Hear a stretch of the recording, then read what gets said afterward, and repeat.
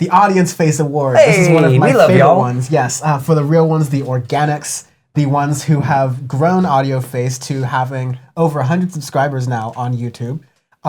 Many downloads on the podcast. I think we've had like more downloads this year. Like we've had more downloads this year than all the other years combined. Wow, okay. So we's growing Christ. and we's growing quick. Which is really nice, and because y'all have been doing great things, like sharing the podcast out in all the places, rating us 5 stars, helping us get whatever boost in the algorithm we can.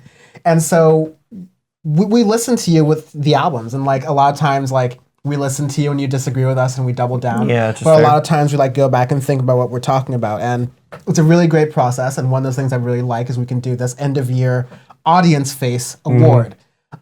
It's an open poll. The only rule is it has to have come out in 2020 or late 2019. And then one of the audience members has to have recommended it to us or like pushed for it and stuff, and that's pretty much it. So we got a lot of submissions. These are kind of the top ones that I felt were most relevant to things that we talked about on the podcast, and then just like got the most votes. And then this is not really one we'll deliberate on too much because I know the answer because of who won a lot of votes, and it was not close. Yes. But the nominees are Dreamland by Glass Animals, which is a really nice album I enjoyed. If I had any sort of complaint with it was that it was kind of the Sufjan Stevens of too much of itself. It was too much to me. There was a lot of it I liked, but there's a lot where I'm like, take about 30% off their square they down. Yeah. Renaissance by Apache, which was really interesting to me. It was an electronic album that I wish I spent a little bit more time with, but it felt like it had orchestral pieces while also being like something you could definitely play at an EDM festival. Yeah. Really broad of what you could do there. And I love that we have an audience that has stuff like that to point out to us. I'm definitely going to listen to it more because as I was listening to it for Court Pack and for the Audioface Awards, even like I can't vote in the Audioface Awards naturally, but even like considering it, it's like this is a really dope album.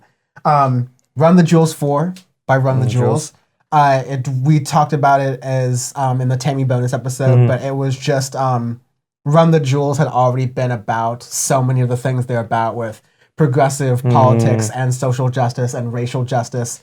And then the album happened to drop when the world was talking about that. And it's ridiculously good rap album. Just is one of my favorite songs of the year. Yeah, not only is it the thing that Run the Jewels have been doing.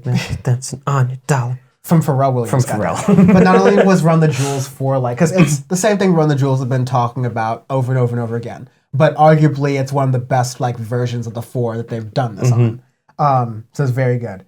What Can Possibly Go Wrong by Dominic Fike. Also a very nice choice there by one of our artists, or like one of our viewers.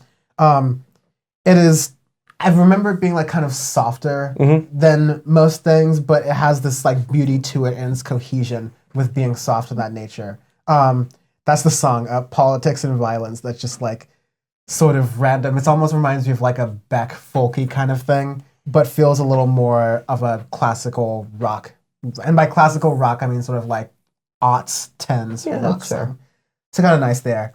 Folklore by Taylor Swift, surprising a lot of enjoyment there. But Taylor Swift surprised a lot of people this year by releasing an album that was less whiny than her previous albums and was really about the instrumentation and getting that right. And going more into indie route from like her more pop stuff, like experimenting different sounds, stripping back a lot of stuff that we genuinely both actually liked for a Taylor Swift album. I thought it was very good. For a Taylor Swift, one of the albums I liked more over the years, And then Man on the Moon 3 by Kid Cudi, which was, just a true return to form, really great rap album, stuff we wanted from Kid Cudi for a very long time, and we were glad he delivered on that.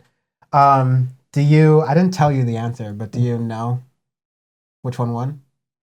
Actually, I do not know which one won. Would you like to guess? I guessing is Run the Jewels. Yes. Yeah, I figured it'd be Run the Jewels. Yes. Because I know so many audience members I see that like follow us and stuff, but are posting about it and stuff, and it deserves it. It's a very, very, very good rap album and album of the year contender for sure. Absolutely.